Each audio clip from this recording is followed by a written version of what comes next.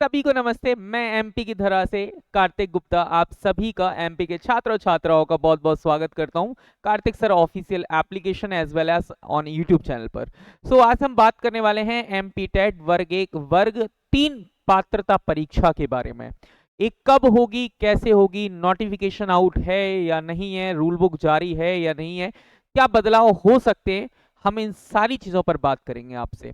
तो चलिए आइए हम स्टार्ट करते हैं सेशन को स्टार्ट करें तो उससे पहले आप एक बार चैनल को सब्सक्राइब कर लें और इस चैनल को थोड़ा सा बड़ा करने में आप अपना योगदान जरूर दें। तो चलिए आइए जानते हैं। सबसे पहले हम बात करेंगे कि वर्ग 3 होता क्या है। एमपी टेट वर्ग 3 के बारे में हम बात करेंगे। तो एमपी टेट वर्ग 3 इसे हम कहते हैं पीआरटी एग्जाम। क्या कहते हैं सर? ये पीआरटी एग्जाम के लिए आपको इलिजिबल होता है। सर पीआरटी का मतलब क्या होता है? सर पीआरटी का मतलब होता है प्राइमरी लेवल पर। ओके, पीआरटी का मतलब होता है 1 to 5। मतलब यदि आप 1 से 5 के विद्यार्थियों को पढ़ाने के लिए शिक्षक बनना चाहते हैं तो आपका जो एमपी टेट वर्ग 1 है वो आपकी पहली सीढ़ी है। एमपी टेट वर्ग जो 3 है वो आपकी क्या है सर? पहली सीढ़ी है। ओके, यहां पर बात करेंगे तो ये आपका फर्स्ट स्टेप है। आपको ये पात्रता का एग्जाम क्वालिफाई करना होगा, फर्स्ट स्टेप है। ओके, यदि आगे हम बात करते हैं तो एमपी में यदि आप शिक्षक बनना चाहते हैं प्राइमरी लेवल पर तो आपको वर्ग 3 का एग्जाम क्वालिफाई करना पड़ता है। अब सर इसको हम क्या कहते हैं? ठीक है, इसके लिए क्या एलिजिबिलिटी होती है तो एक एक चीज को समझते हैं। सबसे पहले मध्य प्रदेश राज्य स्कूल शिक्षा सेवा शैक्षणिक संवर्ग सेवा शर्त एवं भर्ती नियम 2018 तथा मध्य प्रदेश राज्य जनजातीय कार्यक्रम अनुसूचित जाति शिक्षण संवर्ग सेवा एवं भर्ती नियम 2018 एवं समय पर जारी संशोधन नियमों के अनुसार ये निम्न शर्तों के अधीन आयोजित की जाएगी। पद का विवरण है प्राथमिक शिक्षक। प्राथमिक शिक्षक, ओके, बड़े ध्यान से बात करेंगे।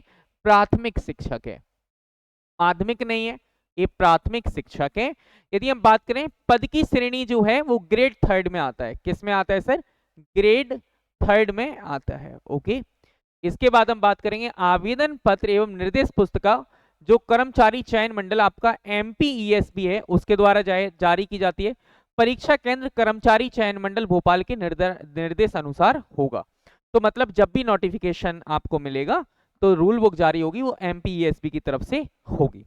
इसके बाद हम बात करते हैं सर इलिजिबिलिटी क्या है। इन्होंने कहा प्राथमिक शिक्षक भर्ती नियम 2018 के अनुसार 50% के साथ 50% के साथ आपके पास क्या होना चाहिए?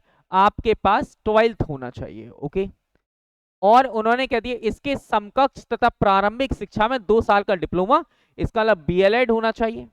आपके पास क्या होना चाहिए सर? बीएलएड होना चाहिए। ओके, बीएलएड होना चाहिए, बीएड नहीं। बीएड यहाँ पर मान्य नहीं होगा। यहाँ पर या तो हम बात करेंगे डीएलएड की बात कर सकते हैं, डीएलएड होना चाहिए या बीएलएड होना चाहिए। बीएड यहाँ पर मान्य नहीं होगा। ओके, आपको सिर्फ डिप्लोमा चाहिए होगा, ग्रेजुएशन नहीं चाहिए होगी। फिर उन्होंने कह दिया कम से कम 45% अंकों के साथ हायर सेकेंडरी अथवा इसके समकक्ष राष्ट्रीय अध्यापक शिक्षा परिषद मान्यता मानक और क्रिया विधि विनियम 2002 के अनुसार प्रारंभिक शिक्षा शास्त्र में 2 वर्ष का डिप्लोमा होना चाहिए। तो ये पूरी की पूरी या स्नातक उपाधि हो या प्रारंभिक शिक्षा में 2 वर्षीय का डिप्लोमा हो, याद रखना। तो आपको या तो हायर सेकेंडरी से आप ऊपर हो और आपके पास डीएलएड या बीएलएड है तो आप बिल्कुल कर सकते हैं। ओके, इसकी एलिजिबिलिटी है।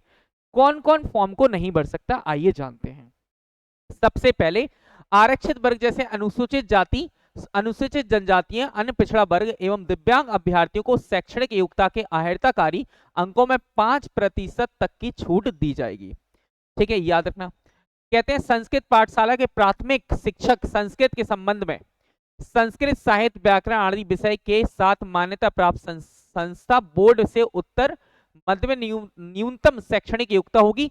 इसके अतिरिक्त व्यावसायिक योग्यता डीएलएड, डीएलएड, ओके, याद रखना डीएलएड। ओके, जो डीएलएड है आपकी तो आपको डीएलएड में जो हो जाएगा, डीएलएड में आपको क्या करना पड़ेगा? उत्तीर्ण होना आवश्यक है डीएलएड में। ओके, माननीय सर्वोच्च न्यायालय के दिनांक 11/8/2023 के निर्णय के अनुक्रम में बीएड योग्यताधारी अभ्यर्थी पात्र नहीं होंगे। यदि आपके पास बीएड है तो आप पीआरटी का फॉर्म नहीं भर सकते।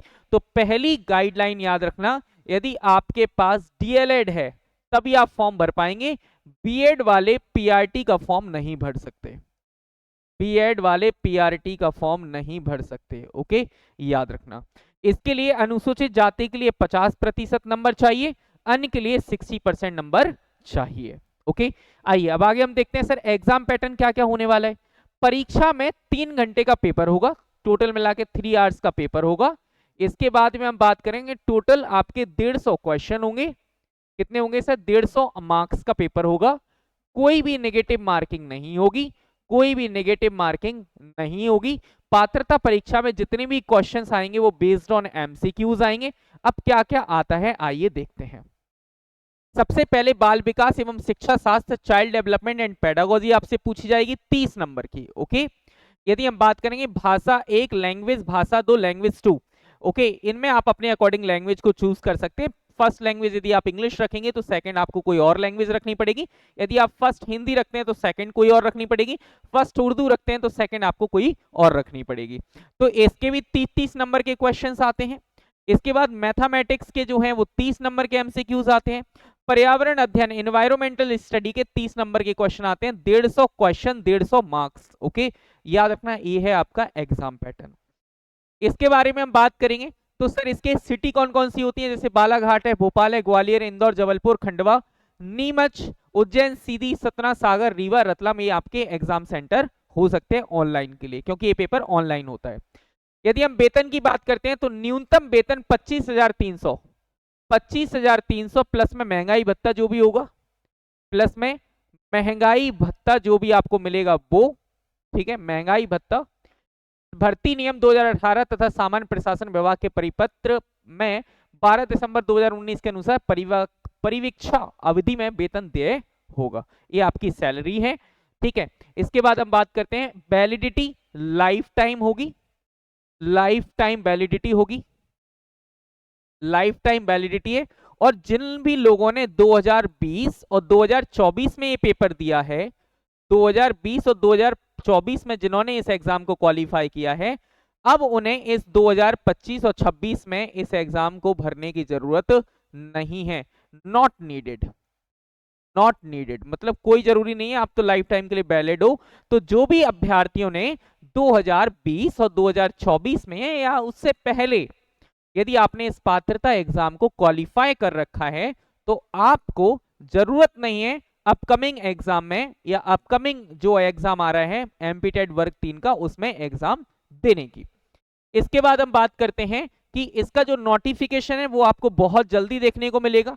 ये जो रूल बुक जारी जो हुई है वो पुरानी है, वो मैंने आपको ऑलरेडी बता दी कि एक जो इंफॉर्मेशन, जो बच्चों तक इंफॉर्मेशन आपको पहुंचते हैं उस पर हमने बात की है। ओके, मतलब जो भी नए नए स्टूडेंट्स हैं जिन्होंने अभी 12वीं क्लास पास की है और उन्हें एग्जाम के बारे में नहीं पता, तो उनके लिए मैंने आपको बता दिया। अब एक वीडियो मैं ऐसी भी बनाऊंगा कि जो स्टूडेंट्स को वर्ग 1, वर्ग 2, वर्ग 3 के बारे में नहीं पता, उनको भी मैं आपको हर एक चीज को एक्सप्लेन करूंगा एंड आपको बताऊंगा।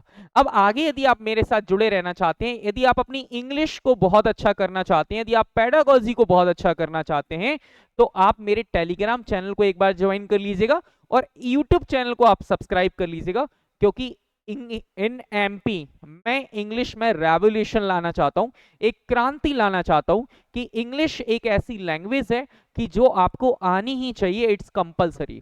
ओके, हिंदी आपकी उतनी स्ट्रांग होनी चाहिए लेकिन इंग्लिश भी आपकी स्ट्रांग होनी चाहिए। तो यदि आप इंग्लिश में रेवोल्यूशन लाना चाहते हैं, यदि आप उस रेवोल्यूशन का पार्ट बनना चाहते हैं, तो आप एक बार चैनल को सब्सक्राइब जरूर कर लें।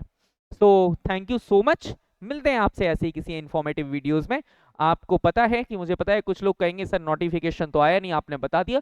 ये इंफॉर्मेटिव सेशन था जहां पर हमने रूल बुक जारी होने की बात की है, रूल बुक के बारे में हमने डिस्कशन किया है, नोटिफिकेशन के बारे में नहीं। कब से फॉर्म भरे जाएंगे वो नोटिफिकेशन है। हमने रूल बुक को डिस्कस किया है कि क्या क्या अहर्ता होनी चाहिए, कितनी योग्यताएं होनी चाहिए, एज कितनी होनी चाहिए, एग्जाम पैटर्न क्या क्या होता है, कितने टाइप के सब्जेक्ट यहाँ पर पूछे जाते हैं। तो थैंक यू सो मच, मिलते हैं आपसे ऐसे ही किसी नेक्स्ट सेशन में। जब तक के लिए आप हंसते रहिए, मुस्कुराते रहिए, खुश रहिए। Thank you so much, bye bye, take care, जय हिंद।